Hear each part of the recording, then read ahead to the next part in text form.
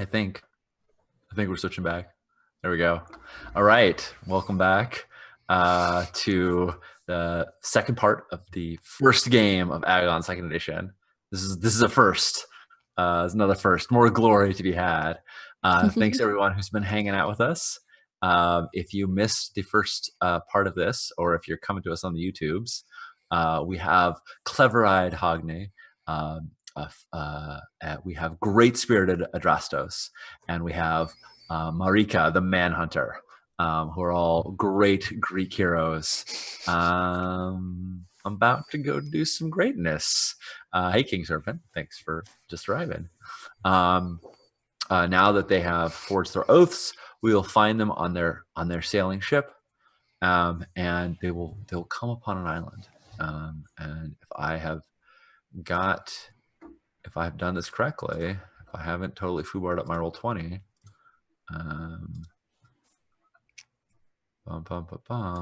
It's a silly island. Let's go to the next one. And forget that island. That island looks terrible. There we go. That's almost right. Let me fix that up. Okay. How are you liking this? We're gonna leave that up for a little bit. There we go. Perfect. I still see the Agon title. Yep. Oh, move us over. I have to move you over. Yeah. All the Twitch chat gets to see your cool photos, but not. Yeah.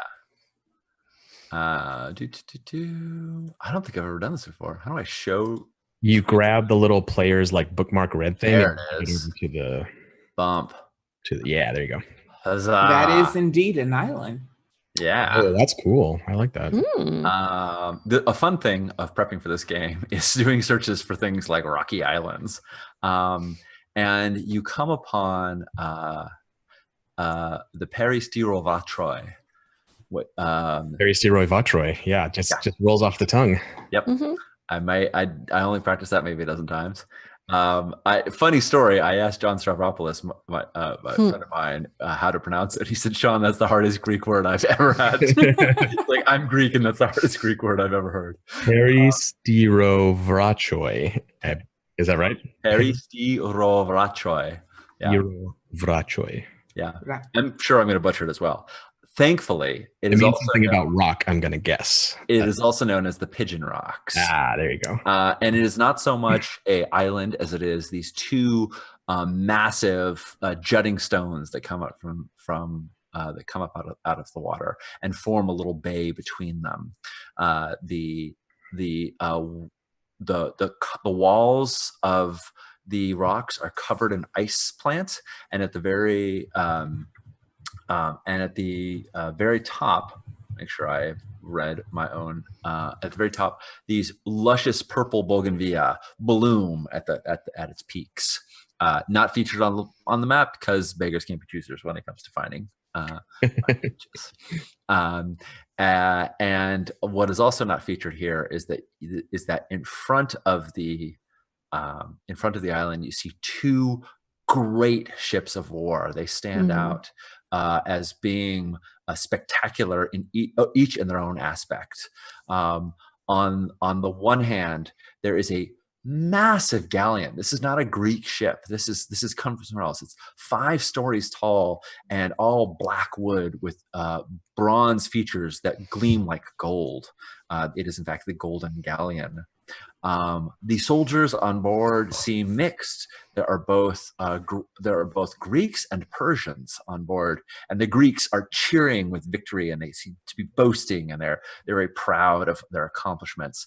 The side of the boat, alongside the hull, there is an image which one can make out that is crafted to it. On the other side, to the right, there's a trimaran, a three-hulled ship, and on it are Amazons and that are bristling with weapons. They carry spear and sword and bow, and they're all hiked out to the very edge of the ship using their body weight to keep it right. There are ballistae on the vessel. It looks ready for war, and they are And they carry a fierce gaze. Yes. Question, Spearmaster. Yes. Are you saying, are they like moving? They're not anchored. They're like moving. Are they engaging with each other, or? At first, it appeared when you first come. Wise question, Adrastos. When you first come, it looks as though they are perhaps ready to do war, and then you see that they are just simply maneuvering around one another. They have many opportunities to fire, and they do not take them. They seem more like they're stalking one another, and they're blocking the way to the bay. They both, as you come upon, they're circling each other in front of the bay, and so they're certainly not moving at their highest speeds, but they are nevertheless showing off all of their prowess. The galleon is much slower. It is the rigging. They try to make it turn so it's always facing. The Kitos, which you know the ship, these famous ships. The Kitos is an Amazon ship, and it can't quite circle, but it can turn slowly to try and stay with one of its sides with its cannons facing the Kitos. But neither ship fires upon the other, and that is what you see when you approach. They do not look like they're willing to let people go through. I would like to challenge my fellow heroes in a contest of lore, because I assume that they want to get in on this, because Adrastos immediately steps forward and like pushes another of the nameless heroes aside to make way for him, so he can pontificate. And what's the Amazon ship called, Sean? The Kitos. Kitos. So yes. I immediately am like, the Kiros. I would know it anywhere. An Amazonian vessel, if I'm not mistaken. And I start like saying stuff to sound important. That's like, what clued you in there? Off base. Yeah. But I would like to test my lore to. You can gain an advantage on one of these ships. Yeah. To know things. Mm-hmm. Yeah. So when you're making a simple contest, you are either trying to achieve something within the fiction, like I want to say make it past them, for instance, or you're trying to gain an advantage on someone. And in this case, and all challenges for advantage are both sided. So they will be, while you are scouting them, they will also be scouting you, and they will know stories of you, and one side will gain the advantage over the other. However, if left alone, Adrastos will be the only one to gain glory, unless the rest of you also recall from your lore and speak what you know of the Kitos. So anyone can join this challenge. I will definitely do that. I'll say, you don't even know the name of my sister's ship. Let me tell you what I know of the Kitos. Oh, sister, what? Nice. I'm gonna all of my girls out their name like that. That's so embarrassing for you. Oh man. Naja, I'm gonna help you because I'm so bad at this. I'm a fool of myself, so I'm giving you a helping die. Nice. What does that mean in syntax? What are you helping with? Yeah, Sean, why don't you tell us how the helping mechanics work? Yeah, so help is a great it's a great tool in the game. We'll introduce them one at a time. This is great. There's other ways that you can muster more dice, but this is one of them. If somebody helps you, they're going to give you one of their dice, and they give you a die in a particular trait. So if you have a D8 in cunning, you will give that person your cunning D8 die. And in fact, you'll also give them the bonus that goes along with it. If you have a D8, if you have +2 in cunning, you'll give them the D8 +2. Even if they roll a higher roll on their other die, they get that +2. So it's a real boon to someone to give them a die that you have a bonus in. They'll roll it like normal, but at the end of the roll, that the person who helped is impaired in that trait. So that trait is going to temporarily go down to the next die level. So if you're helping somebody with a D8 cunning, after the roll is done, your cunning will be temporarily dropped down to D6. Abilities are recovered during a refresh scene where you sit and tell tales and drink wine and wrestle each other and compete in various feats, just like you competed in challenges. And that's how Greeks recover. But however, when you help somebody, they owe you an oath after you help them. So Sean, what what happens when I help with a D4 ability?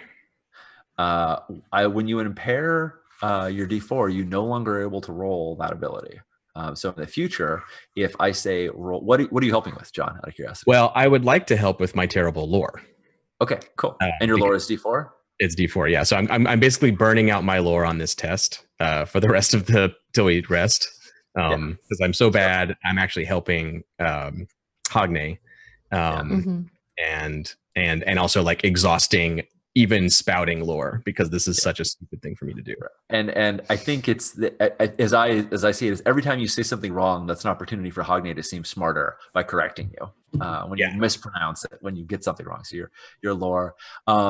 So you'll still roll your D4 lore because you're also competing. Hogne will roll your D4 lore, and at the end, your lore will be unusable until refresh. Marika. Marika, do you want to also compete in this test of lore? Oh man, I think no. Okay. I'm Now remember, you always have your name die, and that also applies to that's true. John going forward. When he tries to test lore in the future, he can still test lore. He's just only going to roll his name die.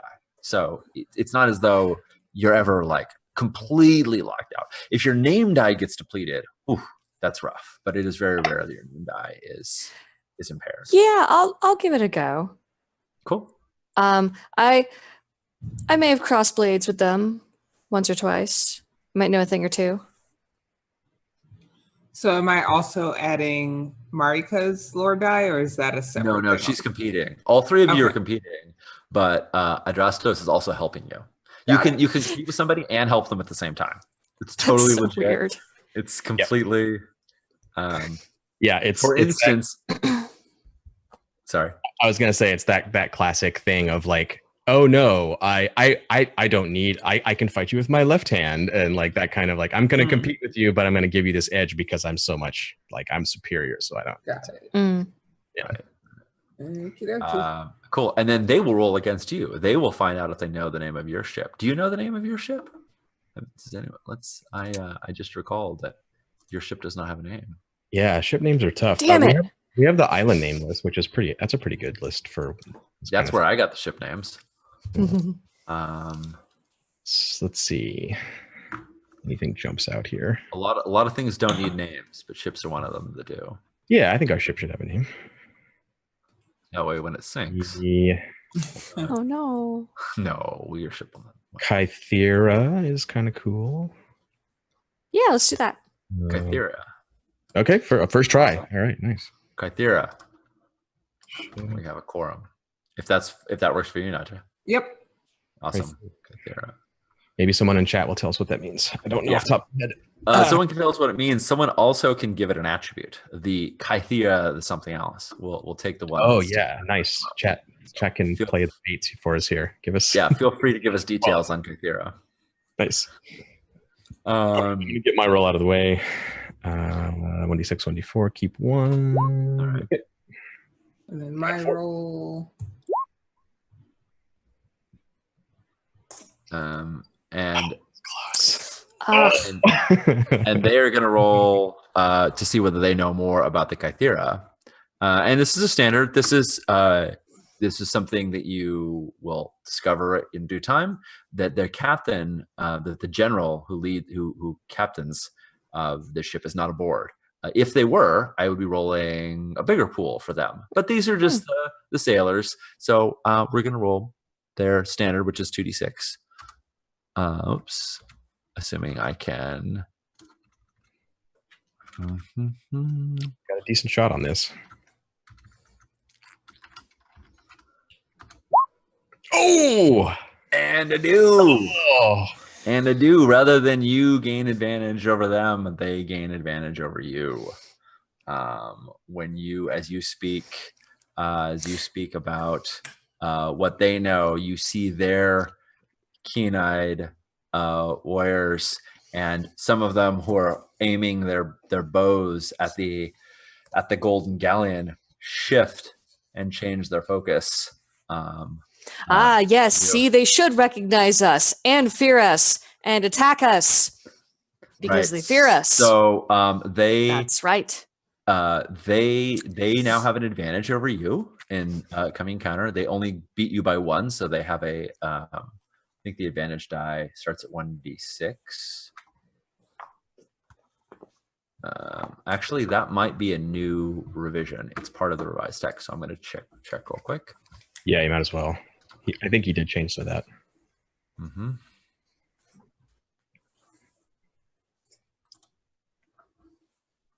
All right. It's 1d6. Yeah, so they have a 1d6 advantage. I don't know about that. However, that does not mean that you do not learn. You do not. Katos. 1d6. Sean, does something happen with the person who rolled the highest among us? Yes. Yeah. Well, a couple things are going to happen. One, because just a quick. I don't know. I'm just asking. Well, no, I'm sorry. I was taking a note, but thank you for asking. So one, you're going to be impaired in the ability that you rolled because you failed to roll. So everyone's lore is impaired. And two, whoever rolled the highest gains glory for their knowledge, because even though they gain an advantage over you, one of you was the wisest. So let's figure out that, because that has also changed. Where should I mark that it's impaired? In the brackets. In the brackets. Go ahead and mark what it does now. So cool. It says like D8 before, now write D6. Got it. And I'm going to double check that everybody's impaired. Who lost? I could be wrong on that. I know somebody gets impaired, but okay. You earn glory, win the contest, 1 glory. Highest roll amongst the hero also gets 1 glory per highest opposition die. I rolled d6s, so the highest among you gets 1 glory. That was me. And that was Hogne. On the scoreboard, first one. Yep, first glory earned, Hogne. And let me see if impairing is, if I'm doing impairing correct. If your result is lower than that of the opposition, you lose the contest. Losing a simple result results in impairment equal to the number of victories victor won over you. They only won by 1 victory. Yep. Okay. Yep.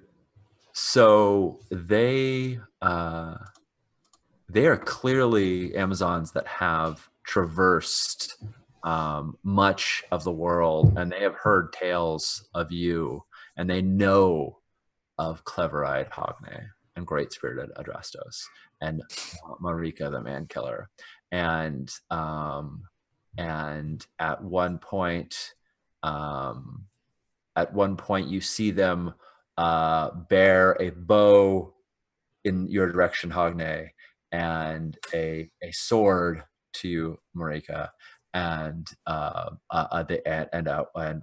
one raises their helm to Adrastos. It's far in the distance, but you can see that them sort of calling you out. You've been challenged at this point, but there are some challenges which, when you fail, you don't accomplish what you want. There's some challenges when you fail, you still are going to make some progress. So as they have called you out and they have an edge on you, you still do recount your lore about them. And some of the things that Hogne, that clever-eyed Hogne can reveal to you is that she points out the 3 hulls and how they look like sea serpents that have been bound by silver rope. Then they're each painted a different color. And also, it is known that fleet-footed Aketa is the general who captains the ship. Say that again, Sean. General fleet-footed Aketa. Aketa. Aketa. She is the Amazon. And Aketa is not on board, but everyone knows that she She is the captain of the Katos. So as you've done this, as you've come into their sight, they begin posturing, and you see them. Maybe they've been circling the galleon for a long time, and perhaps they've grown bored of their prey. And you see them turning their ship, and they swiftly tack and turn their vessel to come towards you. To do us a violence, clearly. Hogney, do you put me in my place here? Like, what do you do with? I tried to sort of spout stuff, and left to my own devices, I would say a bunch of nonsense. Yeah, I think at this point in our friendship, competitive friendship, there's like an established pattern of me cutting you off when you're not making any sense. Yeah. Yeah. And not just you, anybody in the vicinity that's not making sense. I have a bad habit, good habit of cutting them off and spitting facts. Nice. So I just cut in with Adrastos. Please, now is not the time. Fleet-footed Aketa is not known to suffer poor soldiers on her ship. We should be prepared. And we should let them know that we mean business. And I would like to snipe the helmet out of the hand of the person that's holding it aloft. Oh, yeah. Nice. That is some good stuff right there. It's either going to go really well or really bad. Right. So I can't compete with that either. So I think Hogney, you're quite aware of the possibilities here. On the one hand, you may intimidate them, and they may recognize you as a great hero. On the other hand, you may incite them to battle by firing upon them. We'll find out what happens. That's kind of a win-win, though. Right? Kind of a win, right? I mean, yeah. And when you pull back your bow, and the shaft and the head glints in the sun, you feel a power surging through you. Perhaps it is Artemis, because you use Artemis's favored weapon, but it feels there's a part of you that just ever so slightly has to resist the urge to aim a little bit lower to the heart. And you have to focus very hard to keep your aim on the helm. And there's a part of you that knows that you could sink an arrow into their leader's heart with hardly an effort. But nevertheless, as Hogney pulls back her bow, does anyone join? They each carry an implement that they have used to mock or challenge you. Hard to tell at this distance. Certainly challenge, perhaps mock. Were they were like keyed to each of us? Yes, they seemed, and this helmet, notably, Great Spirit Adrastos, was keyed to you. So I'm deliberately sniping the helmet. Is going for the helmet. You can knock it in the ocean. Everyone's gonna laugh. I know what you're doing. So I could help, but I'm really bad, and I really want her to get this. Well, you can help with any ability. You don't have to help with. You don't have to help with the same. Hold on, am I right about that? You can help yourself with any ability. Can you help other people with anything? Let me check. I don't remember. John doesn't know how to play this game, so I don't know. Let me see.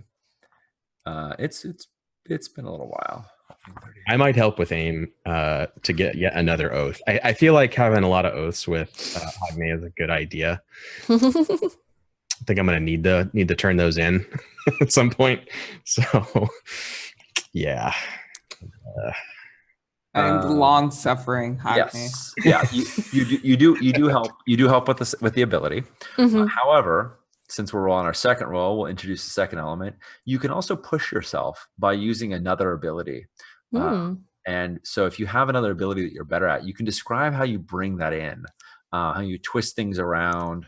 For instance, one might say that they are first going to bellow a challenge and use spirit to goad them to getting closer so that they can take an easier shot. And then you get to roll both dice, but whatever you pushing yourself with is automatically impaired regardless of whether you succeed or fail. So you can push with your best ability, and if you have +2 with that ability, that factors in as well, but it will no matter what be impaired.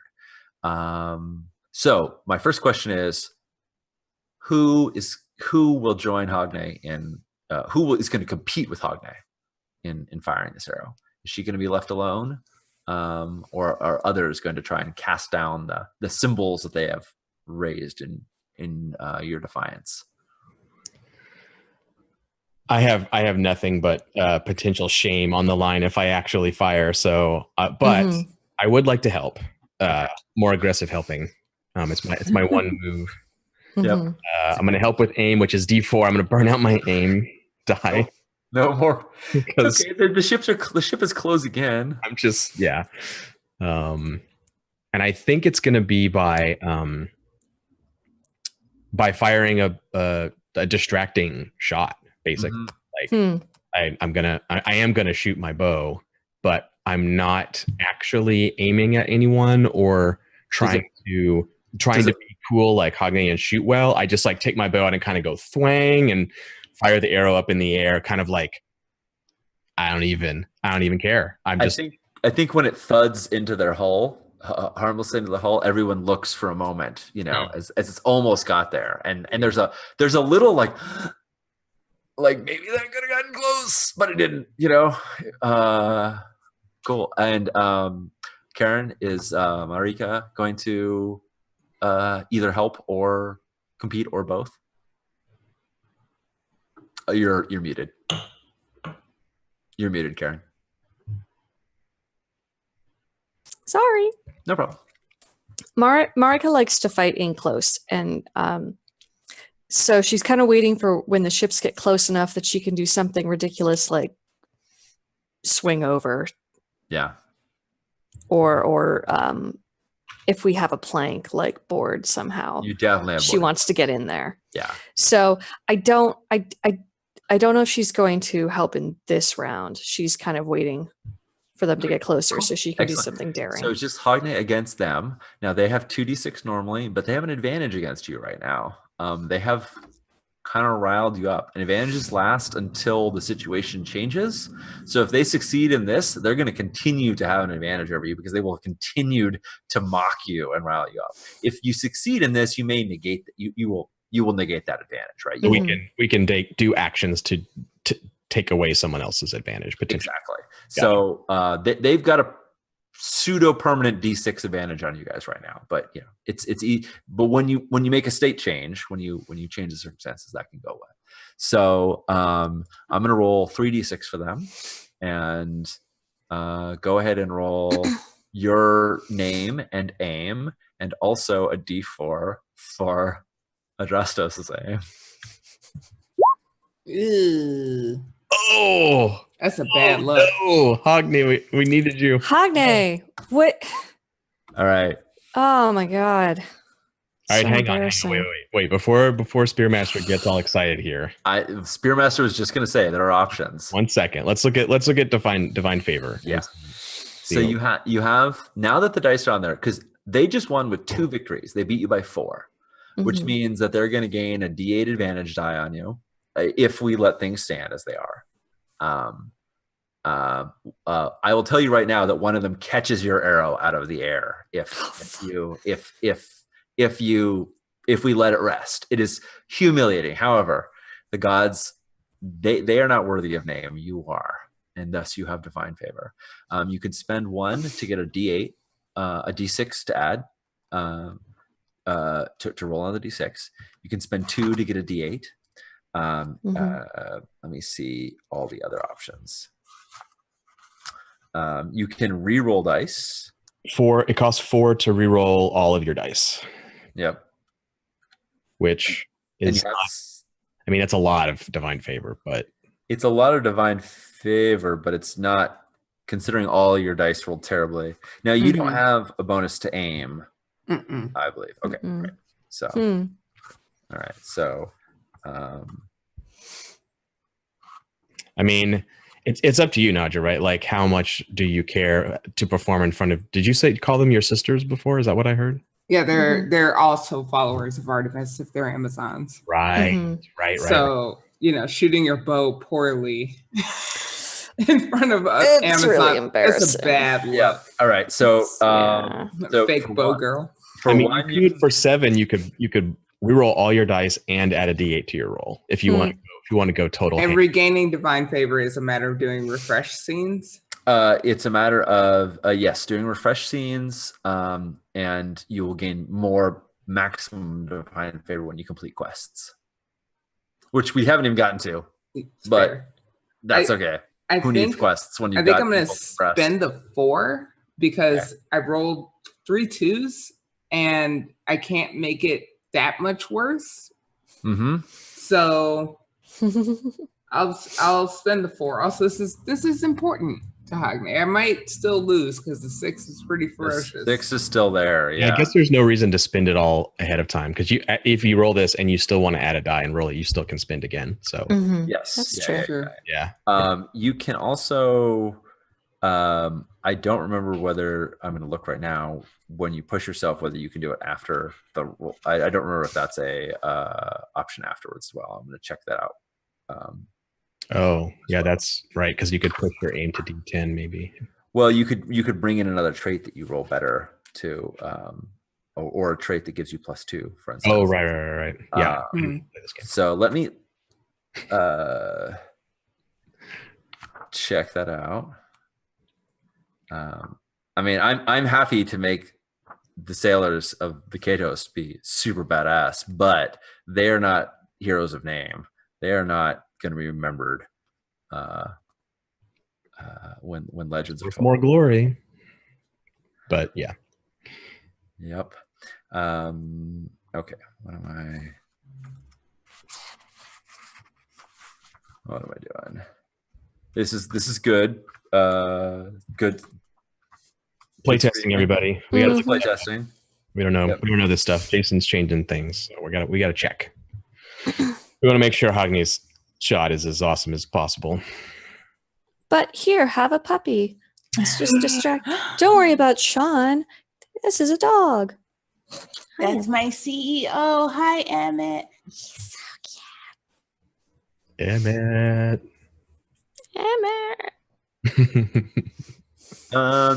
Neither.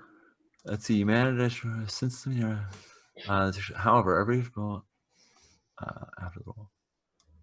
It doesn't appear that creative abilities can be used after the roll. However, if you, I don't see anything to indicate that if you said you're going to reroll your dice, that you couldn't throw it in there. So if you wanted to spend the 4 and reroll, and you also wanted to bring in another ability, I think that's totally on the level. I may be stretching things, but. Well, if possible, I would like to lean on my knowledge of Amazons and on what precisely impresses them and bring in my insight to Amazon culture. I don't know if that's the proper use of the word insight in this context. I think it's fair. Insight is awareness, reason, and wisdom. And I think if like a specific Amazonian trick shot is what I want to do. Oh, nice.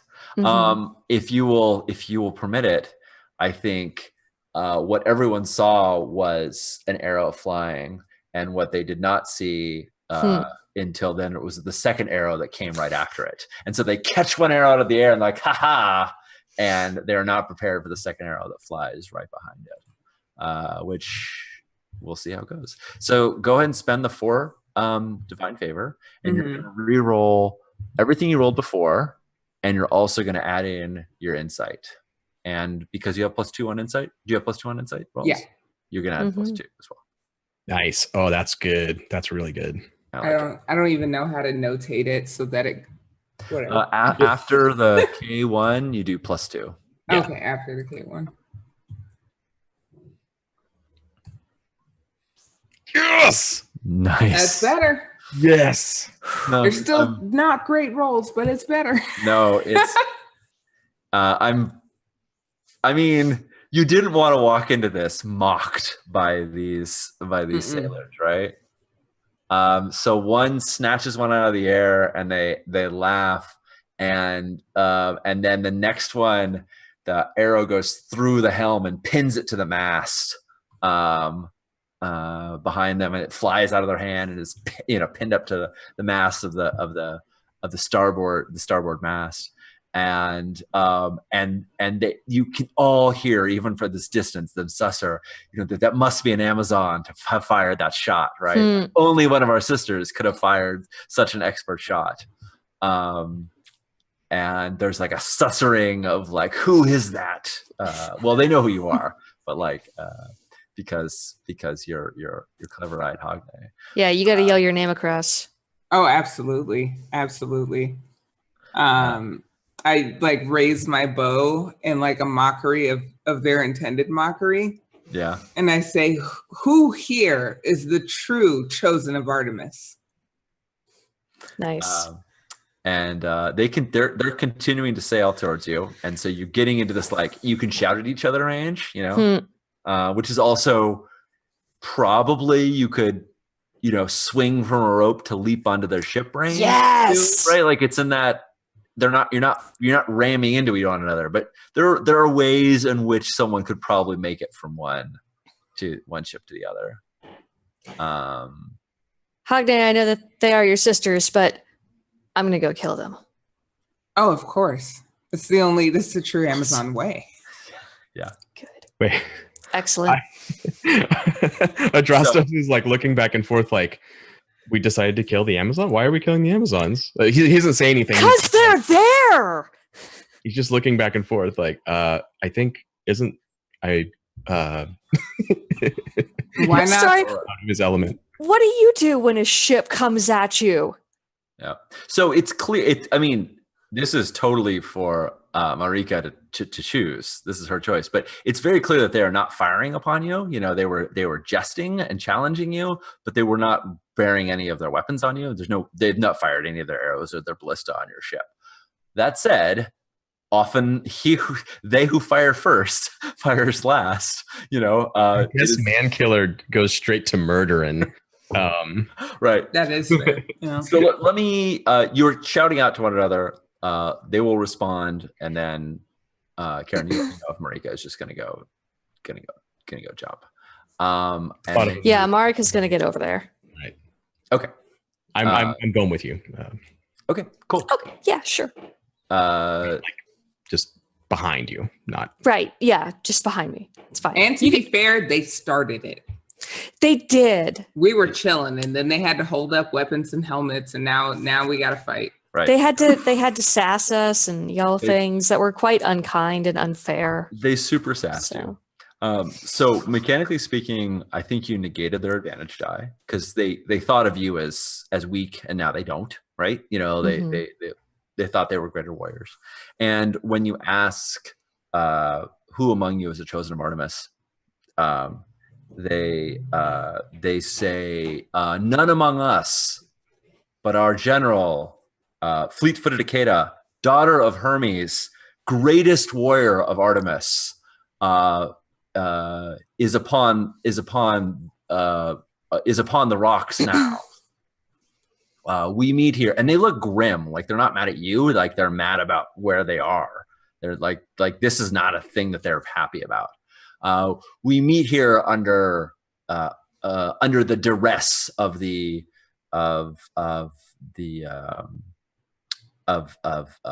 far-sighted Thessala, who captains the Golden Galleon, and they seem more resentful of that galleon that they were resentful of. So they speak to you as equals, which is maybe not fair, but they're not because they don't have names. But Are they trying to back out of it now? Are they trying to back out of this fight? I think they're backing out. I think their quarrel is with this Tesla. Yeah. And I'm starting to consider that maybe ours should be too. I mean, they are Greeks. I don't know about these other. Right. The other ship has both Greeks and Persians on it, right? It's watching you, and it's turned its cannons to point at both of the ship. It's turned its side to you. Yes. So it's probably after not in cannon range right now, but it's after we claim victory over the Amazons, we go for the second ship. That is one way to create peace in a conflict. So right now their challenge to you is none can disturb the generals as they meet upon the rocks. Oh, so Sean, they're saying like Hogne called out like who among you is best, and they're like, she's not here right now. Exactly. Standard. Okay. Yeah. Gotcha. So their challenge to you is merely you cannot pass. The greatest warrior amongst us is doing other stuff, and so I would like Marika, if you want to swing over there and be like, I'm going to show you what I can do. You're totally able to. Well, see, now she's second guessing herself. Mark is wondering, like, who should we fight then? Like, would this be bad manners? If this is a moment of pause, I have a move I want to make. Okay. If you are pausing, Karen, I don't want to step on your move. No, it's fine. Okay. Yeah, she's pausing. Okay, if you pause, then I'm gonna step forward and say, then without a champion, we will take possession of your vessel until the champion appears. And kind of like, if you've got your swords out, especially, yeah, I'm kind of like inclining my head towards our man killer here. Like, we're just gonna go ahead and take possession of your boat until the champion shows up, and then we can resolve things. So I'm trying to like win them over with like Grecian heroic lawyer ball. Like, hey, we challenged you. Yeah. Your champion isn't here, so this is ours now until they show up. Tough shit. Yeah. I think this might be a battle. I feel like this might be more than a simple contest. Is it an battle of oration, Sean? Yeah. I think it's a battle of oration. So let's Marika, I think you're Marika. I wrote like 47 A's, and yet I still I wrote Marika on a post-it note, and yet I mean, of all the names to get wrong, Sean, the man killer. Come on, you gotta. Yeah, it's even alliterative. I'm messing with dangerous things. Yeah, it's a good thing you're pretty. So. Thanks. I lean on it. Marika. So I believe all of your positioning and damage effects will work in any battle against. Sweet. +1 damage to humans, +2 on positioning when fighting humans. I don't think totally that counts. Yeah, this totally counts. Yeah, because it would be one thing to say you've got to let us pass. I think that's where I would say you prove that you're worthy and they let you go. But it's another thing altogether to say like I'm taking over your ship. Yeah, this is like plunder. That's what I'm going for. Like it's war plunder basically. We face them. We challenge Hogne challenged them, and they're like, nah, we don't have a champion. So too bad. Right. So we're taking your ship. Fair enough. See what they're. With the implication that man killer over here is like ready to go to murder. Yeah. Well, I think that's to some degree why this is something that they why an oration could resolve it, because they see the man killer and they know that she can play many of them before they. You're like, hey, maybe we could talk this out. Maybe we could talk this out. We've all heard of Marika. Let's not be so hasty. Awesome. So let's engage in the battle mechanics. Yes. Playtest. Yay, playtest. Okay. I'm going to read this out because it's pretty short. Battle is a contest resolved over several roles. Each set of roles in a battle is called an exchange. During an exchange, the combatants will take turns maneuvering, attacking each other, and defending themselves. Once all the combatants have taken their turns, the exchange ends. There's a period between exchanges called a break, where combatants can change their tactics, call a truce, or run away. I'm paraphrasing at this point, but the position roll at the start of an exchange, you'll roll the at the start of each exchange, you roll the name plus the ability defined by the tenor of the battle. The default is athletics, but it might be cunning battle or even hunt or might. I think in this case, it's going to be orate. That is the person with the loudest voice is going to be the one that is in the biggest position. I think I'm also, at least Adrastos, I don't know what you guys are doing, but I think I'm also I am doing a lawyerly thing that, like, you know, where like every time they kill anybody, there's that they squabble over who gets the fire tripod and everything. And there's all these like, no, I should have it because whatever, like weird laws of plunder or whatever. I am throwing in a little bit of that. Like, well, I mean, technically it's our ship now because it's that kind of thing. You forfeited it when you said you couldn't fight us. So yeah, our awesome archer is the best. Kind of how it goes. Yeah. Sorry. Actually, I'm going to say that the position here, this is still going to work for you, Adrastos, but the position here is going to be spirit, not orate, because it's who is the boldest that will be able to speak first. Oh, right. Spirit for positioning, and then for actions. Yeah, and for actions you can use orate. Gotcha. Cool. And then the 3 highest rolls amongst the people positioning will get some special bonuses that you can get. So everybody go ahead and roll your name plus spirit. And then I'm going to roll for them. And I rolled 2 1s. God damn it. Wowza. Oh my God. Wah, wah. I'm the worst. It's okay. I mean, you're not the worst. You're just really bad. It's all right. Hogni's got it. Oh shit! You both. All right. Adrastos, what is going on? Adrastos the beauty Dude, of sit down. skill with the bow, Hogni, has made my heart flutter, and I can't. Too bad I'm dedicated to Artemis. Step off. It's a fluttering of friendship. Whatever, thirsty ass Adrastos. That's your new name. Thirsty ass Follower That's your new Poseidon. name, man. That is your new. We got to That's tell your new James title. There's a new rule when you can change a hero's. when you win. Yeah, you're no longer great spirited. Yeah. Oh God, Adam Coble says I'm basic. I'm getting just dunked on. Oh man. Well, at least you weren't told. At least you're pretty, right? It's just positioning. It's just positioning. It's you know? just positioning. The real shit's coming up. Yep. You'll see. All right. So they're minions, and there's going to be 1 minion per hull. I don't know if I'm getting myself into more trouble than I want, but each hull represents a group of Amazons, each serpent that they ride. So okay, that's cool. Yeah. All right. I don't know if Amazons are into serpent riding, but you know. Well, I mean, there would. I mean, they're shaped in the form of serpents, but or are they? Sea serpents, if it makes you feel better. Okay, so we're gonna port, center, and starboard. And minions use the name die of their master, but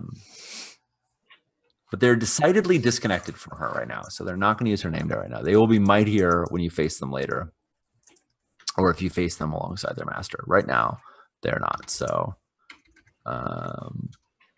port.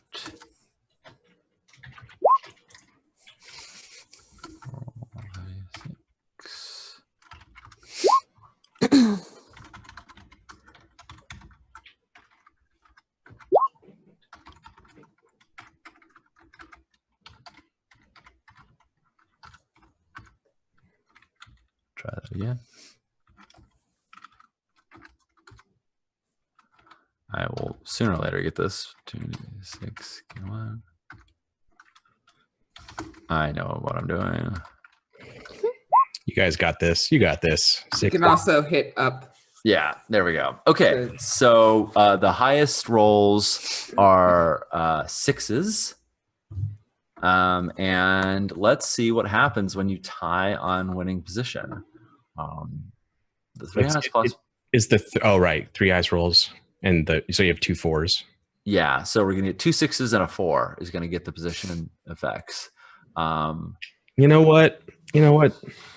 I'm a burn some divine favor here. I'm not sitting on those ones. Screw that. All right, that's fair. You gonna re-roll a die? Yeah. What's it? It costs 2 to re-roll a die. Mm-hmm. I can re-roll my D10. Feel pretty good about that. Yeah, two to re-roll a die. I'm doing it. Cool.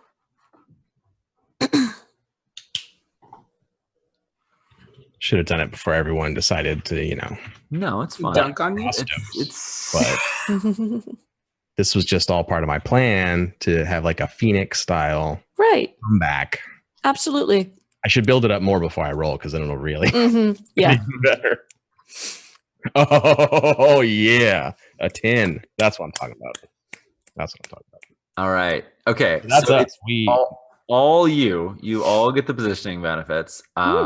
But I am wondering where a tie comes in on positioning, and I don't think there's any rules for it. I wonder if I think it's gonna. I don't know. I'm leery to say that it's. I'm leery to say. Usually, a tie means nobody gets it, but in positioning, that's not an option. You can't. I wonder if it's determined by fate because it seems like things might be determined by fate. I think that's fair. Yeah, I think it's going to be the higher fate. Not sure how that works. So it's going to take it. So that's a good playtest question. Ties on position rolls.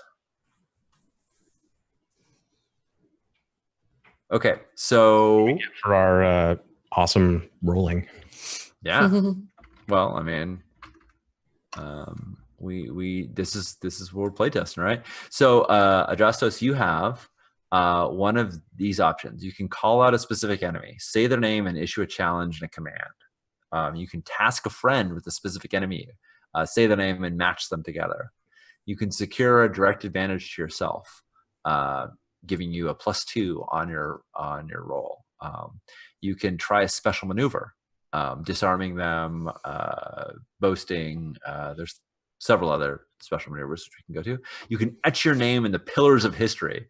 Name your deed that you perform and gain glory. Or you can gain the momentum. Your side will go first after the positioning roll. Gaining momentum is not necessary because the highest position rolls always go. The order of initiative is best position, then if you gain momentum, your side, then bows, then spears, then swords. So you all rolled higher than them on position, you will all go first. So there's no need to gain momentum. Gotcha. I think calling people out and stuff here, maybe not so much because these are just scrubs. They're not. They are scrubs, yeah. There's no named character. They specifically said the named characters are over there. This is somewhere else. So I could do a special maneuver, which I don't also feel like I do here right now. I can etch my name on the pillars of history, which sounds pretty dope. Yeah, it's pretty baller. You get glory just for doing it. I mean, right? I'm 1 behind right now, which just sucks. I think you're 2 behind. Am I already? Oh, geez. Well, Hagna, you took a glory for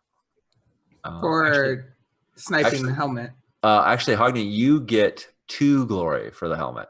You get 1 because you won, and 1 because they rolled a d6. So Hagny, I don't think I have any. Yeah, Hagny's at 3. Everyone else is at 0 right now. To my 3 to nothing. I'm getting killed. Yeah. Or secure direct advantage to yourself. +2 to my following roll in the battle, right?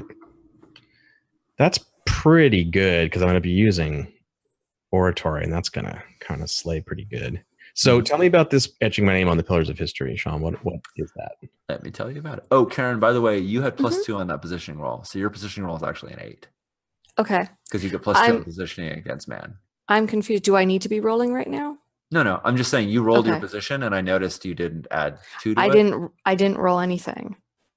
Yeah, you did. You rolled D8 plus D8. That was the last thing. Oh, I thought everybody made their position roll. No. Everyone should roll name plus. Yeah, everybody did. I got one. I got 2 1. Yeah. You got 5 6, and you got 1 6. Those are our position rolls. Oh, okay. Yeah. Okay. Yeah, but yours is actually 8 because of being a man killer. Yeah. Got it. Yeah. Okay.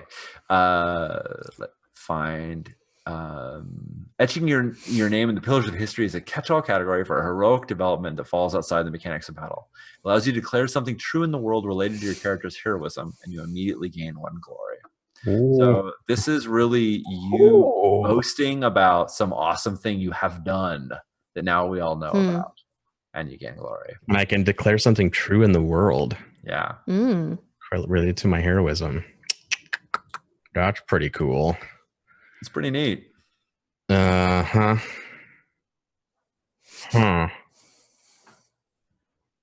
mean, I think I gotta go for that. All right, you're gonna take that option. Yeah. I'll think about it while you guys choose. Exactly. So Karen, you now have the option of calling out a specific enemy, which, as we said, they're all minions right now. Yeah. Tasking a friend with a specific enemy, securing yourself an advantage, you get +2 on a roll, or trying a special maneuver. And the special maneuvers, just so you kind of know what's out there, are tactics. You can change how positioning is done for future exchanges. You can, instead of spirit being the positioning die, you can choose a different ability. War cry. Each victory you get gives you +2 on your next roll. Battle wise, each victory you get gives them -2 on their roll. Ooh, yeah. One of those. I want to do a maneuver for sure. Okay. The only downside of a maneuver is it takes place of your attack. It is not in addition to your attack. Well, no. I want to go attack things. All right. Then I have 2 swords. Well, you're not attacking with swords though. This is a battle of oration. Sorry. You still get to use your man killer, but you don't actually. All right, then let's do a special maneuver. Okay. You want to do a special maneuver. All right. Those options were tactics to change positioning, war cry to gain a bonus and a future roll, battle wise to penalize them. Yeah, let's do battle wise. Okay, sounds good. And then Nadja, Hognite is left with the options. I'm scrolling back and forth a bunch of times of calling out a specific enemy, tasking a friend to an enemy, securing an advantage, a direct advantage. You're getting +2 on your roll. I will secure a direct advantage. Specifically, I'm pulling rank. It's like, I am the top Amazon here. Give me your ship. Yeah. Nice. I may not technically be an Amazon, but they can't shoot for shit. So now I'm the top Amazon. Yeah. Till someone better shows up. Yeah. By default, you're in charge now. Right. Like, you see that helmet? I'm fucking in charge. Awesome. Okay. So yes, you pull rank as the Amazon whose name will be remembered in the annals of time. Cool. So John, you go first in initiative. So I know what my etch in the Pillars of History is. So as I step over and claim the war spoils of the vessel, the sea surges and our ships are drawn close so that I merely have to step from deck to deck. Nice. Just from the prow of your ship to the prow of theirs. Like I'm kind of hanging off ours, like holding onto a rope and yelling across. And then as I finish saying like whatever my opening statement is about the spoils of war, Poseidon has brought our ships together as if by fate, and as I step across, the tide starts to draw us towards the island. Nice. So it's not like huge, crazy special effect. It's just this really subtle move and then a slow drift towards the island. Awesome. So yours is a single hulled ship. Theirs is a trimaran that has 3.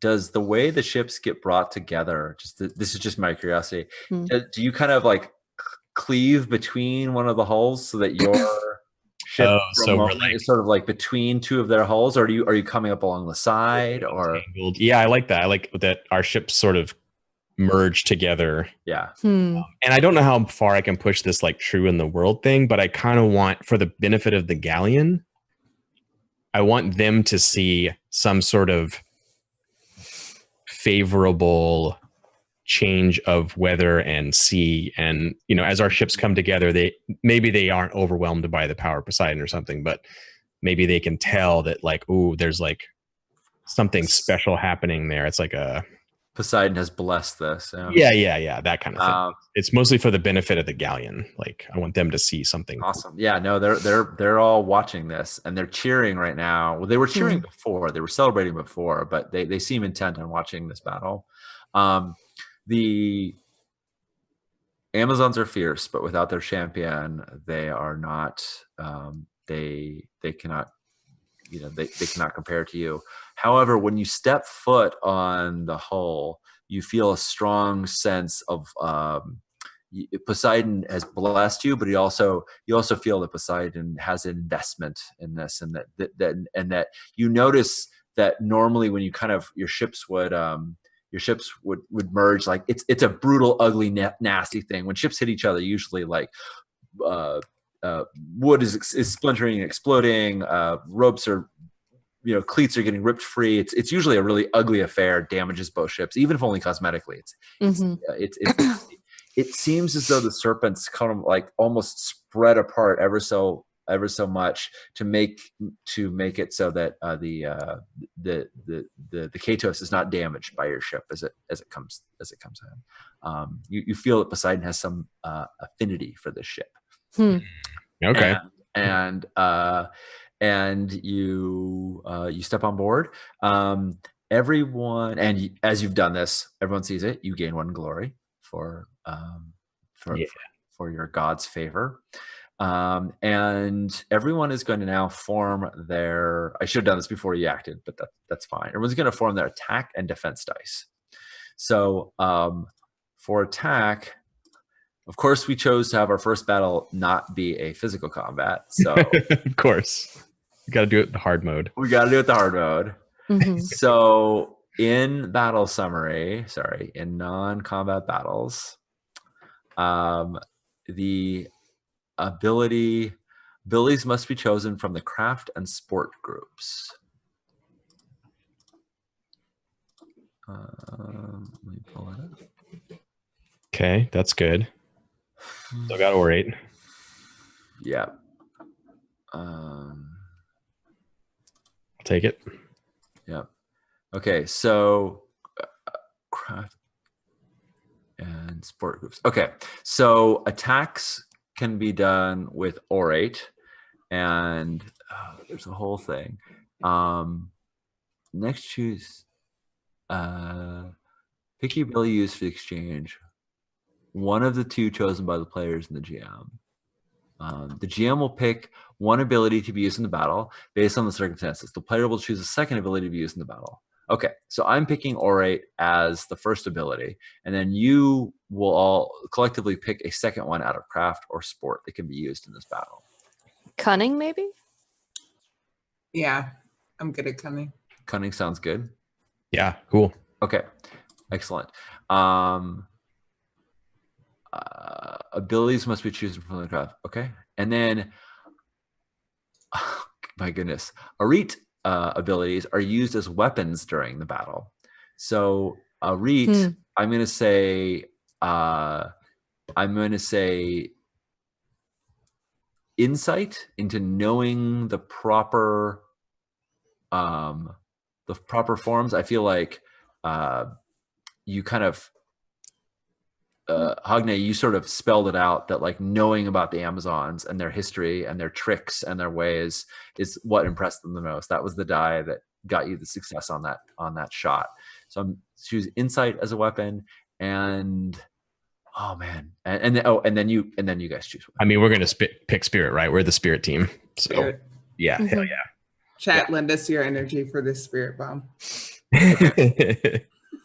Okay, so we're not gonna roll just yet. I just want to go through and have everybody choose their dice because it's a little confuddled. So starting in order position with John, pick your attack dice, and in your attack hand you can put in either orate or what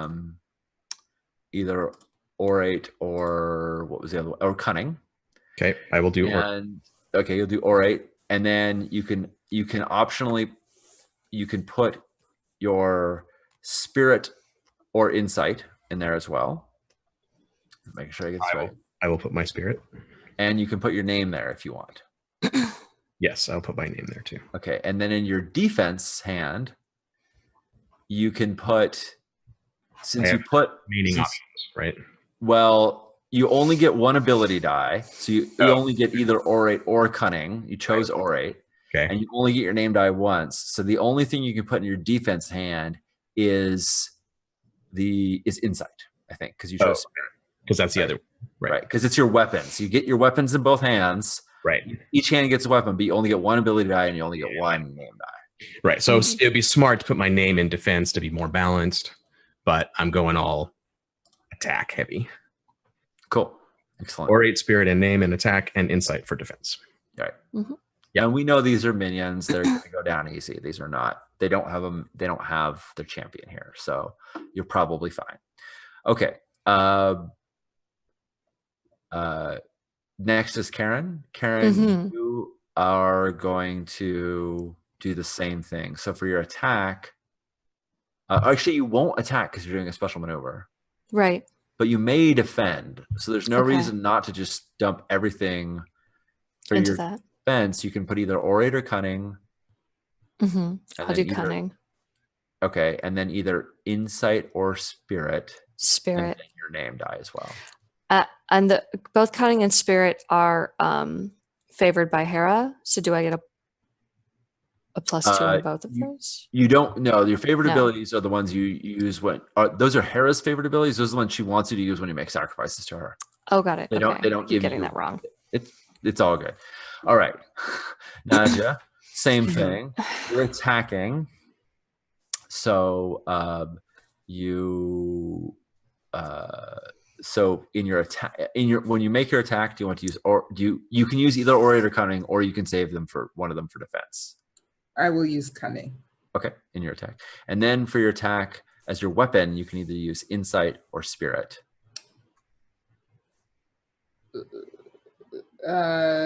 Spirit. Cool. And then you can add in your name die if you want. Or you can save it for defense. I'll save it for defense. Cool. So my defense is an insight name. Insight name. Perfect. Exactly. Yep. Okay. Sorry, that was cumbersome because we're figuring out the stats that are used. Yeah. And I'm going to say in physical battles, it's way easier because we go, oh, sword, got it. Yeah. Abilities are cunning. Also, I don't know if cunning and orate. Also, I don't know if I should assign one weapon and one defensive weapon. Like, I don't know if I should have said insight is for attack and spirit is for defense, or vice versa. I let you both decide how to use them because, frankly, most weapons can be used in either attack or defense, except for shields and bows. So I think it's okay to say your weapon can go in either. You could pick which one you're using for your weapon. So weapons are insight and spirit. All right. Now that we've done all that, great spirited Adrastos, make your attack. All right. I'm using orate and spirit and my name. So I mean, you always roll your name. Yep. Most well, not always. You have to split it. not 100%, but like in this case, you wouldn't always necessarily like lean on your name because it's so common, but I am going to kind of lean on it here and imply that as the son of Circe, the sorceress, that plus this with the business with Poseidon, that this is like ordained, that it's prophesied, or it's part of the will of the gods, or I try to be a little vague because I don't know magic stuff at all. But it's the opening salvo in the oration here is kind of like, this is our spoils, and look at the like it clearly it has been ordained or foreseen or something along those lines. I love it. Go ahead and roll all them dice for your attack. So I have roll their defense, which is right. No, I have +4 to this roll actually because I'm doubled up. Oh my goodness! So you're using both your okay, both on this. So my name, I forgot to add my name. Hang on, sorry, 1 second. No problem. Ash's character sheet is going to make this so much easier. Yeah. Okay, D6 name, D10 orate, D8 spirit. Keep 1 +4, 8. Okay, and they get a 4. So you gain 2 victories. Yep. And they, you're again, you slipped. I'm going to say between they were facing you. You slipped between the center and the port hull. Which hull did you step onto? Each of these groups is a hull, right? Right. I'm the center. I'll take the center. Okay, you stepped into the center hull, and you've told them that this is prophesized, and they all like, we've all agreed we're not fighting. Although I don't know if not yet. Yeah, right. We're not fighting yet, right? Like, but they have their weapons drawn. You have your weapons drawn. Everybody's holding. I was here for the fighting. Yeah. I mean, I'm waiting politely right now, but I'm definitely here for the fighting. I do not have my weapons drawn. Okay. Marika is my weapon, and like I am no man's weapon. But for now, conveniently, yes, I will fight by yourself. Our weapon, our group's weapon, not mine. Yes. Adrestos, as you say this, they all have their spears and swords pointed at you, and you've sort of walked among them, and they it looks they give you, as Greeks do, you know, they let each other they let each other monologue, right? They give you this moment, and then they're all kind of looking at each other, and they're not necessarily sure, and it seems like some of them want to charge you, and then you hear the like rending of bolts and the horrible like tearing of wood as you see the head of the serpent of the hull. Like the boat doesn't rip itself apart, thankfully, but it shifts, and the serpent sort of turns its head as like the wood bends and barely holds together, and all of them quake as they see that your prophecy has come true, and the center hull has been quelled by your words. Man, I'm glad I rolled well, because they're distracted, and I don't keep it together either. Like when they're quailing and looking away, I'm like, what the fuck? Yeah. Right. But they don't see that. So it's yeah. So yes. Perfect. Next up is Marika, the manhunter. So I was doing a maneuver. Yes. You're doing a battle cry. No. You're doing battle wise. Yeah. There we go. So the way battle wise works, battle wise may not have been the best choice because they're minions, but I appreciate you choosing it just the same, so we can tie these things out. Pick an enemy unit. Roll your name plus lore against the enemy's name plus grace. Each victory you give gives -2 penalty on the next roll. I didn't realize that this was a lore roll. I'm quite shitty at that. That's fine. Okay. How about a war cry, which is name plus orate? I'm also shitty at orate. Okay. How What else about you a tactics roll, which is name plus cunning? Yes, that one. Cool. That's the one I Awesome. want. You can control the battle space. Sure. Uh, Name plus cunning. Excellent. Dude. And they'll roll their name plus insight. I did not do great. I might have to do some divine favor here. Whoops. Yep. That's a 5. That's not a 7. It's a 5. I didn't do K1. Okay. Yeah, you could. If so, as is, they will maintain that spirit will be the positioning role. Mhm. Let's see. But if you exceed them, then you can change the positioning role to be whatever you want it to be. I did not. Right. I know. So I'm saying is if you do nothing right now, spirit will still be the way that changes the battle. If you want to spend divine favor to try and exceed them. No, I'll leave it. Okay. Sounds good. And finally, Hogne, you are you see. Is it correct, Karen, that you're kind of angling towards turning this into a fight? Yes. Right. Yes. So you see that they are wary of engaging with you. They're not quite ready. Like if only one would charge you, you could do battle. But Yeah, Marika has walked across since we can do that, and she's basically getting in everybody's face nice. and then kind of looking them up and down and seeing if she can get them to flinch. Yeah, they're definitely flinching. They're just not drawing on you. Damn it! They haven't been goaded yet because they know you're the manhunter. All right. Okay, and Hogne, go ahead and yes, you all beat them on positioning, so you're all going first.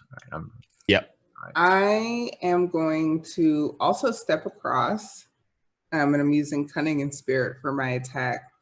So I think I lean because I'm not actually an Amazon.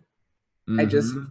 I'm very close. You just but roll I'm like not, one. I'm not actually an Amazon, but You're I don't Amazon say adjacent. Okay. Yeah, I think I play up what I know of Amazons and pretend like I'm being a little sneaky, cunning, Mhm. if you will, about how I present myself to them.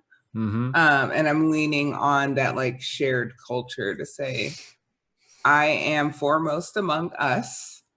Yeah. And you should let me have your ship, especially before this wild woman slaughters all of you and just takes it. Yeah. So I think I think you've established enough that you know that they are from the Isle of Psara. And you maybe have traveled to Psara before and have some additional ability to claim familiarity with them, even if you're not truly one of them. So, and Psara has been at war with one island or another forever, right? They're always fighting somebody. Cool. Go ahead and make that roll. Oh, Give me your Shit! oh my god. Wow. Yeah. Yeah. I mean, I'm gonna roll. Listen here. to the woman. How many times I gotta shoot the bow before you give me the ship? Let's go. All right. Give us the ship. All right. So that's 2 victories, I believe. Yep. Just shy of 3. Wait, how much is a victory? Each 4. that you exceed Each 4. by. Okay. So beating them was a victory. 8 was the second victory. 12 would be Gotcha. a third victory. So close. And Karen, you get if you succeeded, you get +1 victory on each roll against them. Mhm. So you'll always have more effect once you beat them. Mhm. And which hole did you step onto? The center is sort of the flame. The same one with Marika. Okay. Yeah, Sounds I'm good. like, do you see this mad woman? No, just give me your ship. At least it would go to a fellow Amazon. And the 2 that are up front, the two that seem the boldest and the bravest, and like the ones that were going to fight Marika,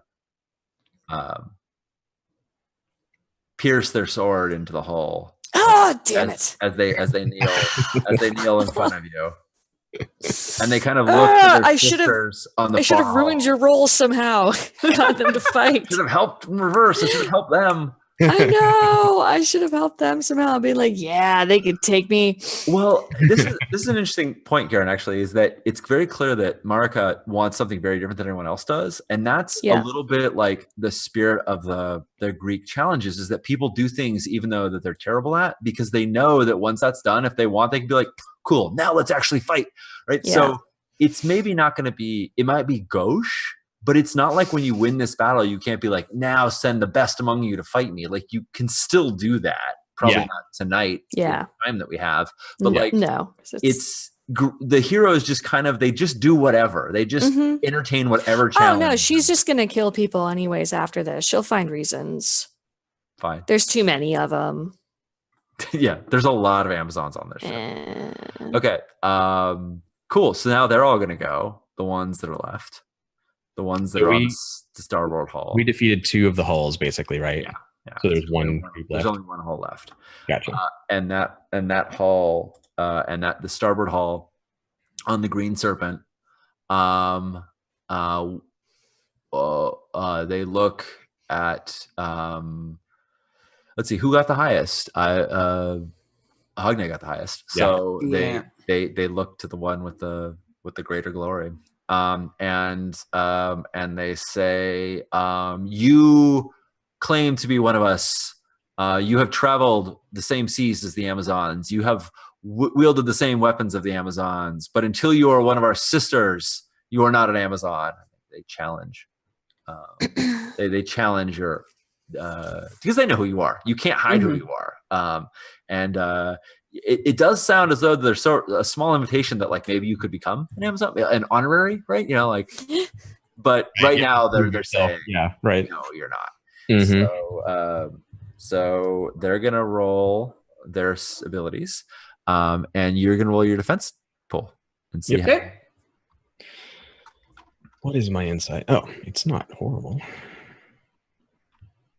Yeah, if anybody wants to, they can help Hogne, but otherwise. I can. Oh wait, no, you're defending with spirit, right? No, insight and name. Oh, you are using insight. Nah, you don't need my help. You're good. I kind of want another oath, but whatever. Yeah. Karen, do you want to help? I mean, Hogne is probably fine here, but you know. No, I'm good. Okay. All right, Hogne. Like you're getting called out, like you can. So you don't get the +2 bonus. You got the +2 on the first roll. Right. So I do have a +2 in insight generally. Okay, cool. But it's also I use it. I push myself on insight for the arrow shot, so it's down to a D8. Okay. Oh, your insight was originally D10 down. Okay, sounds good. All right, I'm gonna roll theirs. I got a 4. Oh my goodness. Give me your shit. Oh my lord. Okay. I say to them, I don't need your approval to join the Amazons. I have the approval of Artemis herself. Snap. Awesome. So because you succeeded, you gain 2 victories on your defense. You get +2 on your position roll in the next exchange. Like they have no effect on you, but if they did, but you're better ready to phrase them. So now we break. And each side has a choice of yielding, fleeing, changing weapons. They yield. We don't need another round of this. They know what's up. We know what would happen here. Mm-hmm. So when battle is over, they say our champion will have words with you. But it is for her to say the fate of the ship. We are not the ones to challenge you. And they look like there's like a yet in there. Hang on. If they're yielding, Sean, I want them to acknowledge that this is our vessel until their champion returns. Yes, that is exactly. I would also like to clarify that by words they mean swords. I would like to exchange swords with their champion. I want to kill their champion. Well, I mean, that's for the. I want to cross sword. Yes. Champion. Let's put it this way. They say Akata will surely, when Akata learns of this, you will surely have earned her ire. There's no greater warrior of Artemis. There's none swifter than the daughter of Hermes. Oh my God, you guys are embarrassing yourselves. But this is some boastful yield. The more you talk her up, the less I believe you. I mean, it's fine. I'm trying to serve multiple masters here. John, you're making the point that they yield. Karen, you're making the point that she's going to fight you. I mean, they're talking out of both sides of their mouth here. Like, to one of you, they're saying, "Oh, please don't hurt us," and the other one, like, "Sure, fight her, stab her, I don't care." But they can't do it without raising. No, it makes sense that they're like, they give up and they're like, "When Akita gets here, you're going to be sorry." Like, that totally makes sense. Right. Yeah, right. absolutely. So they cast their gaze down. They're afraid to look you in the eyes. They await their champion to do so, and Hogne, the captain, yields the rudder, the wheel to you. She holds it, she locks it, and then like steps aside so that you can take the. And I like kind of sight towards the rocks, the rocky island. I say, "Let us find this Akita and get this settled quickly." And I sail over to the island. Awesome. So you leave your ship behind. They hang out in the harbor. They're cool. They do this. This happens all the time. You guys go off and do great hero things, and all your peeps. You bring them if you need them, but most of the time they just gotta like watch you do the cool stuff on the islands. They're used to this. They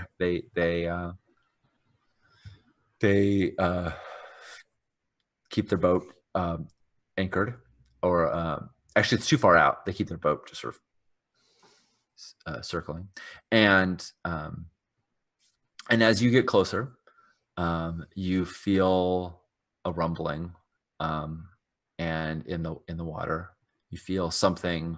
The waves are splashing erratically along the side of the ship, and you see the rocks themselves loom up against you. That they cast a shadow down on you. You fall into their shadow, and you hear a horrible grinding, and a voice booms off, echoes off of the rocks, and you hear the voice of Mars calling out to you three heroes, and all the others on the ship. All the Amazons are so terrified by you already that they are even more so now that God speaks to you directly.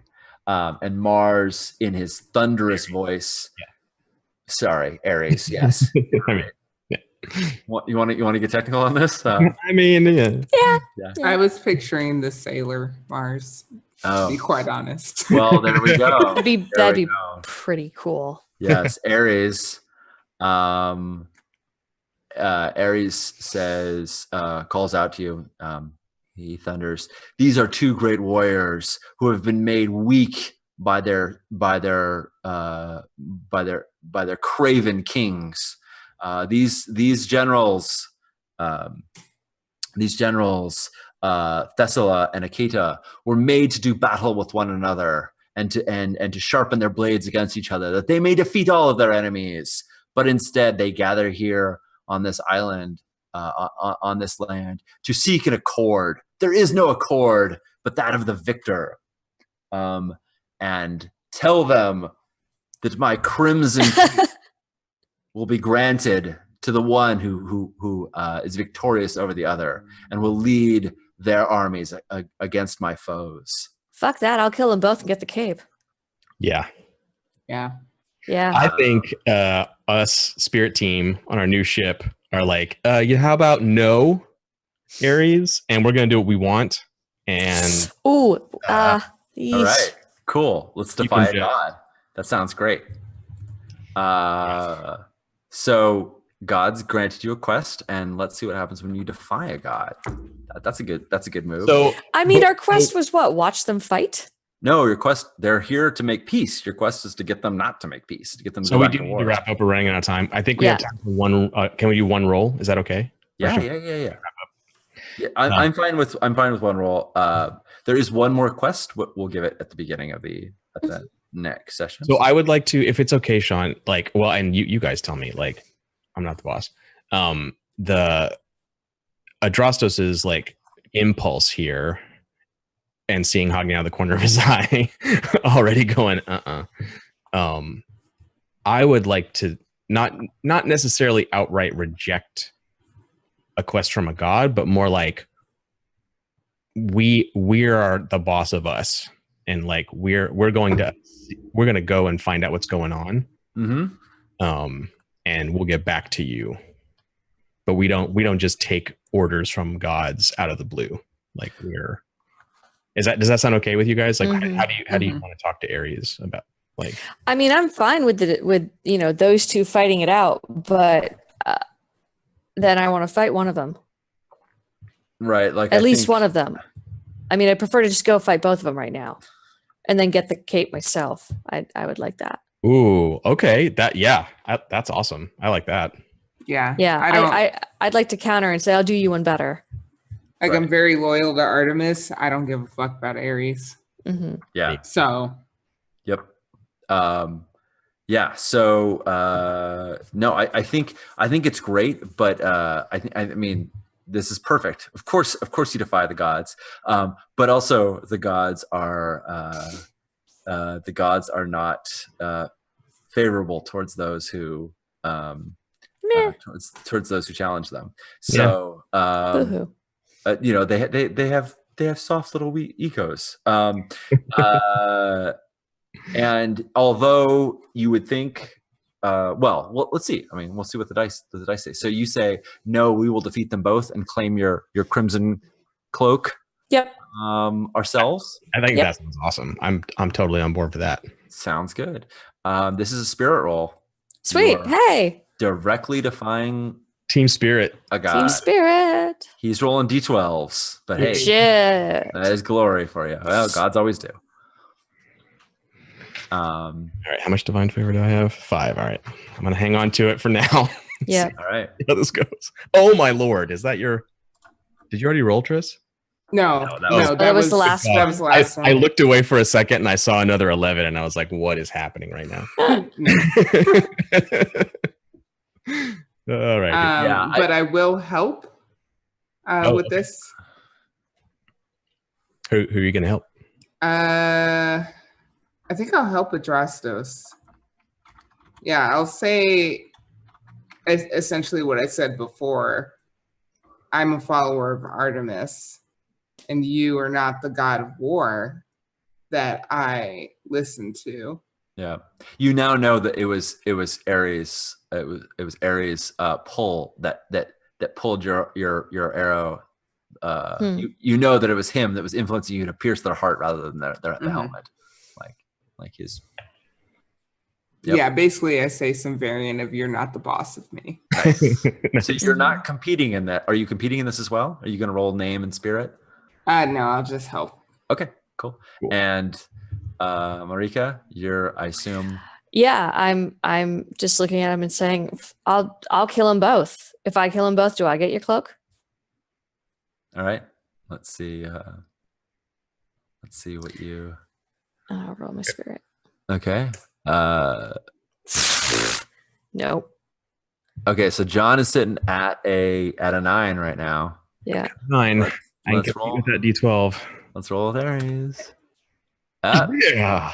And then do I roll my spirit for my help or no? John already rolled it. I rolled it in my pool. Yeah. Mm-hmm. So take an oath from Adrastos. He owes you an oath. And impair the thing that you helped him with. And Adrastos, you got the highest roll, so you set the stakes. Unless Karen, you want to spend divine favor to try and. I could try that. How do I spend divine favor again?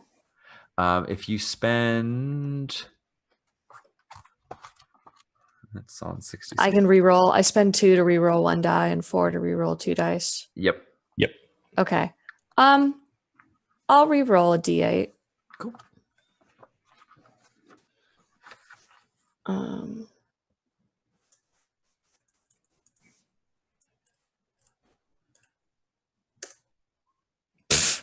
No. It was Doesn't even make worse. Gods do not favor you, I guess. The fuck, yeah. Yeah. I've got too many god problems right now. So Sean, I'm 1 away from 2 victories. Mm-hmm. Oh well, no, I have. No, yeah, I just have 1 victory. You have 1 victory. I don't think I'm gonna re-roll though.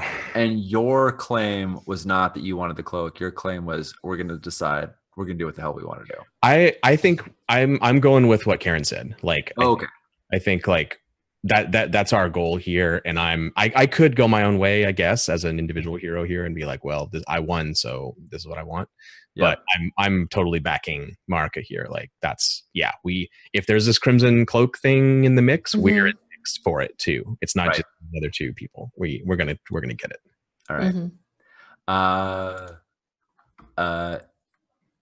The rocks thunder with the laughter of Ares as he says Adrastos, you are bold enough to earn your name. We shall see how the fates we shall see what the fates provide for you, and whether you will be worthy to wear my cloak. And as he says that, everything sort of settles back down. He's laughing at your boldness, but not, but in an amusing way. So he's excited that there's now a 3rd contender for his favor.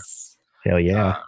Though it wasn't what he wanted, he's amused by this, loves it, and we'll have to see what happens next week or 2 weeks, whenever we're meeting next week. Next week. Yeah. Next week. There's some glory. Yeah, I don't think I made any. It's a bummer. So we should quickly do glory, but I know we're over time right now, so I will not. The battle gained. Let's see. Defeat. Each person who defeated a minion gains 1 glory. I don't think we went after minions. Each of the hulls was 1 minion. Oh, okay. Okay, so Hoggy and I both get 1. Yep. Battles. Your hero, when your hero wounds an enemy, when you defeat an enemy,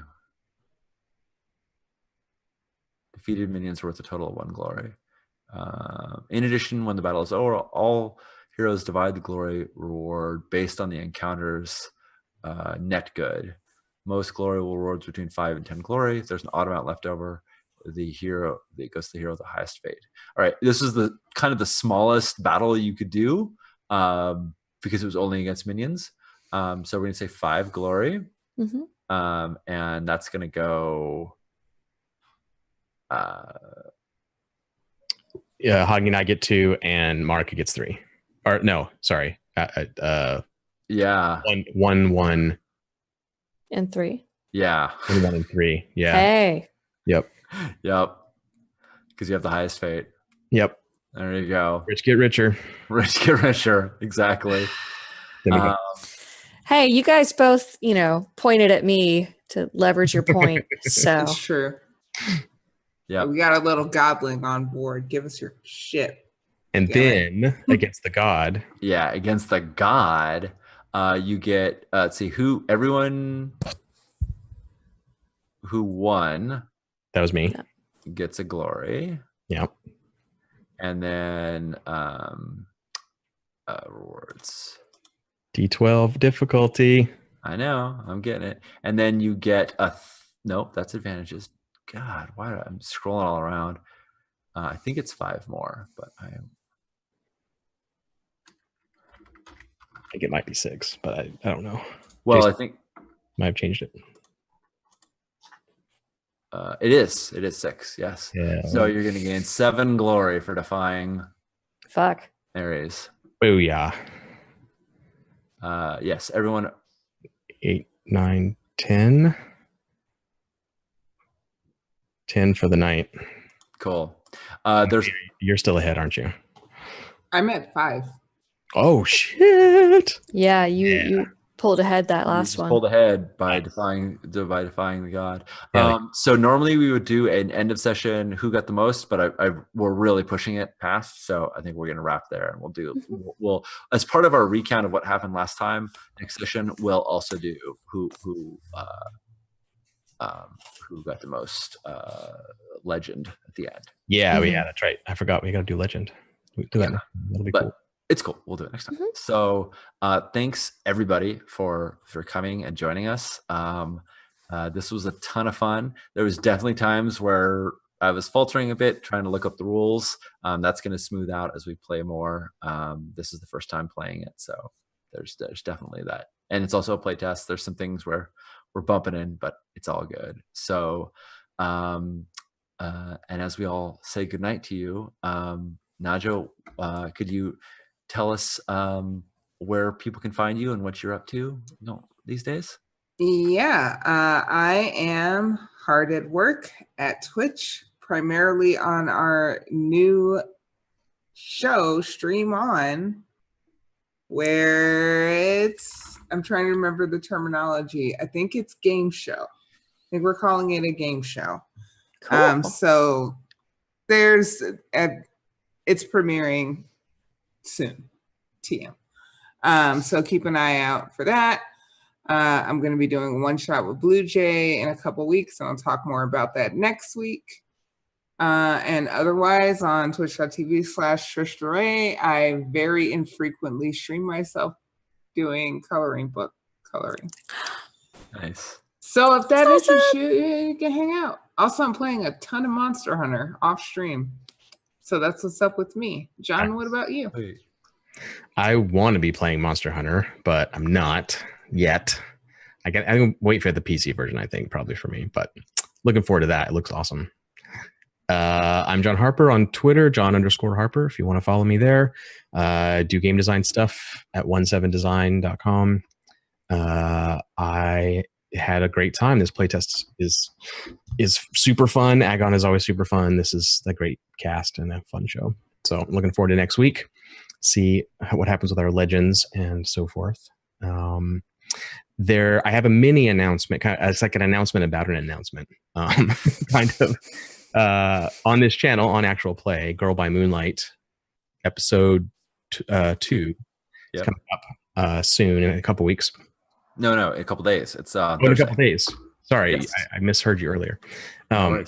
So, right on Thursday, right? Yep. Yeah. So this Thursday, Girl by Moonlight is a hack of my game Blades in the Dark. And now that this channel is an affiliate, as of right now, basically. Yay, we just became an affiliate. If you show up and watch Girl by Moonlight on Thursday and you sub, then someone at Actual Play will send me a list of those subs, and there's going to be a giveaway for the sub people for this channel. I'll give away some of my games, Blades in the Dark, other stuff, other fun little bits and pieces that I have squirreled away on my hard drive. And just because this was the first night and we had like 4 or 5 subs already, all of those people, I'll get the list from Sean, but if you want to, just go ahead and DM me and I'll give you free game stuff. You're awesome. So thank you for supporting Actual Play. That's very awesome. Super cool. I that wasn't part of the plan, but it was so cool that it's just as soon as it turned on, we got subs. So everyone was so excited. I want to reward those people too. So Canadian Soy Sauce, #1 sub. I see you in chat. Shoot me a DM on Twitter, and I'll also get a list from Sean if you actually subbed, and I'll send you some prizes. So thanks for supporting Actual Play, and show up for Go by Moonlight, and sub then as well, and get rewarded. Thank you very much. That's super cool. I'm super busy. I'm K12s on Twitter. I edit games. I'm working on a little something called Scum and Villainy that is amazingly awesome, and we're getting super close to it being done. and it is a wonderful sci-fi hack of or space opera-y hack of Blades. I teach improv. Improv for Gamers is also going to be a book later this year. Hooray! I perform improv. If you're in the Bay Area, I have a show coming up on Saturday, and then in a couple other weeks, I have 2 shows next month, and I'll tweet about it. I think that's me. Nice. Awesome. Well, thanks everybody for being here. John, that is super, super generous of you. That's fantastic. There's great stuff in your archives. I know, and it'll be very fun for people to see that. I'm here more and more, it seems, running all games written by John Harper or derivatives thereof. Sunday nights we're playing Blades in the Dark. Thursdays we're doing Girl by Moonlight. This Tuesday and next Tuesday we're doing Agon. I promise that I play games that aren't written by you, John, but just not right now. Never. And yeah, we're gonna keep doing cool stuff on actual play. Thanks to everybody who subbed tonight.